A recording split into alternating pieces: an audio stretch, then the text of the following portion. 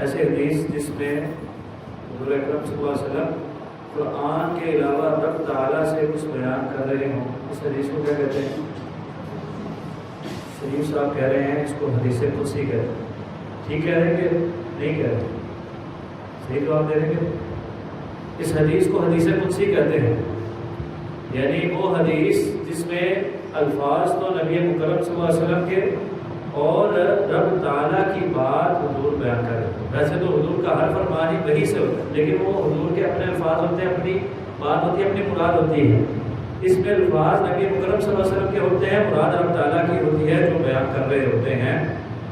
آپ علیہ الصلوۃ والسلام قرآن کے علاوہ کیا فرماتے ہیں رب تعالیٰ؟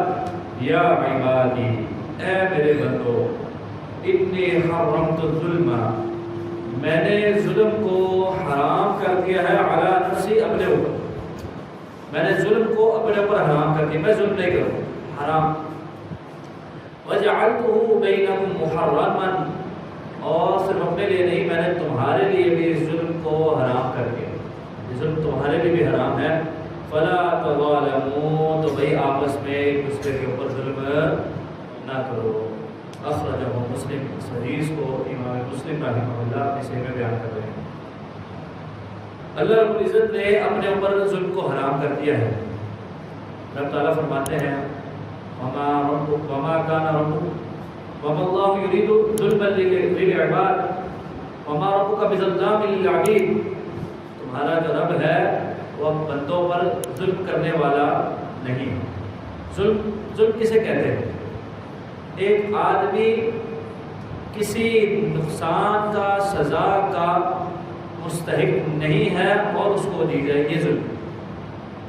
کسی نقصان یا کسی تکلیف یا کسی سزا کا ایک آدمی مستحق نہیں ہے، اس کو دی جائے، یا اگر وہ مستحق ہے لیکن وہ ایک کا ہے، اس کو 1.5 دی جائے، وہ 1.5 کا ہے، اس کو 2 دی جائے، سزا بڑھا دی جائے، نقصان بڑھا دیا جائے، تب بھی یہ ظلم ہے۔ اور رب تعالیٰ نے ظلم کو اپنے اوپر حرام کر دیا، اور پیچھے ہم حدیث پڑھ کے آئے ہیں الظلم ظلمات یوم القیامہ، اس دنیا میں جب کوئی کسی پہ ظلم کرتا ہے تو قیامت کے دن یہ اندھیرے ہوں گے جو سامنے آ جائیں گے۔ یہاں تو جب اختیار ہوتا ہے، بندہ کر گزرتا ہے، دیکھتا نہیں ہے کہ میں کیا کر رہا ہوں، ابھی میرے پاس اختیار ہے، ابھی میرے پاس طاقت ہے، ابھی مجھے کوئی پوچھنے والا نہیں ہے، لیکن ایک دن آنے والا ہے جس دن وہ پوچھے گا جس نے ظلم کو اپنے اوپر بھی حرام کر دیا ہے، بندوں کے لیے بھی حرام کر دیا۔ تو رب تعالیٰ اپنے اوپر جب ظلم کو حرام کر رہے ہیں، جبکہ رب تعالیٰ تو وہ ہے کہ رب تعالیٰ سے اوپر کوئی چیز، رب تعالیٰ سب سے زیادہ بلند ہے، سب سے زیادہ برتر ہیں، تمام مخلوقات کے خالق ہیں۔ رب تعالیٰ کے ساتھ اس نظام کائنات میں کوئی کسی قسم کا ذرا برابر بھی شریک نہیں ہے، وہ ایسا عظیم رب ہے۔ اس نے جب اپنے اوپر ایک چیز حرام کر دی ہے، وہ کام اب بندہ کرے گا تو پھر رب تعالیٰ اس پر کتنی سرزنش کرے گا اور کتنی بازگشت ہوگی۔ رب تعالیٰ سے دعا ہے رب تعالیٰ ہمیں ایک دوسرے سے ظلم کرنے سے بچا۔ اگر ہم نے کسی کے ساتھ ظلم کیا ہے، رب تعالیٰ ہمیں معافی مانگنے کی بھی توفیق عطا فرمائے اور رب تعالیٰ ہمیں معاف کرے، اور جن کے ساتھ ہم نے ظلم کیا ہے رب تعالیٰ ان کو بھی توفیق دے کہ وہ بھی ہمیں معاف کر دے، اور رب تعالیٰ کے حضور جب ہم پیش ہوں تو ہمارے دامن میں کسی قسم کا ظلم نہ ہو۔ جمعہ میں حدیث بیان کی تھی، حضور نے پوچھا اتدرون ما المفلس، تمہیں پتہ ہے کہ مفلس کون ہے؟ مفلس کسے کہتے ہیں؟ تو صحابہ نے کہا جس کے پاس درہم و دینار نہیں وہ مفلس ہے، پیسہ نہیں ہے جس کے پاس وہ مفلس ہے، غریب آدمی ہے۔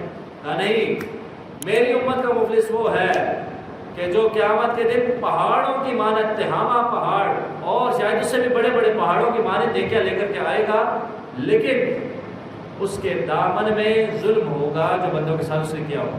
ایک آئے گا اللہ جی اس نے مجھے تھپڑ مارا تھا، ایک آئے گا اللہ اس نے مجھے گالی دی تھی، ایک آئے گا وہ کہے گا کہ اللہ اس نے میرا حق مارا تھا، اس نے میرا مال کھایا تھا، اور لائن لگ جائے گی۔ رب تعالیٰ جب یہ کچھ دیکھیں گے فرشتوں کو حکم دیں گے کہ بھائی یہ جو آ رہے ہیں اس نیک آدمی کی نیکیاں اٹھاؤ اور ان کو دیتے رہو جن کے ساتھ ظلم کرتا رہا۔ اب اس کی نیکیاں جو پہاڑوں کی مانند تھی وہ ختم ہو جائیں گی، وہ ظلم جن کے ساتھ کیے ہیں وہ ختم نہ ہوں۔ اس لیے آج ہی اپنے دامن کو دیکھ لیں اپنے نامہ اعمال پر خود ہی ہم ایک دفعہ نظر دوڑا لیں کہ ہمارے اعمال میں کیا ہے، ہمارے میزان میں کیا جا رہا ہے۔ عمر رضی اللہ عنہ فرمایا کرتے تھے حاسبوا قبل ان تحاسبوا، آج محاسبہ کر لو، کل تمہارا جب محاسبہ کیا جائے گا اس کو فائدہ نہیں ہوگا، آج محاسبہ کر لو۔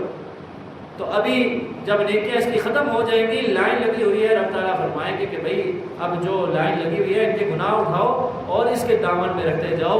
اب یہ جو پہاڑوں کی مانند نیکیاں لے کے آیا تھا، پہاڑوں کی مانند گناہ لے کر کے رب تعالیٰ کے پاس جائے گا، اور جو جنت کا وارث بننے والا تھا وہ جہنم باسل ہو جائے گا۔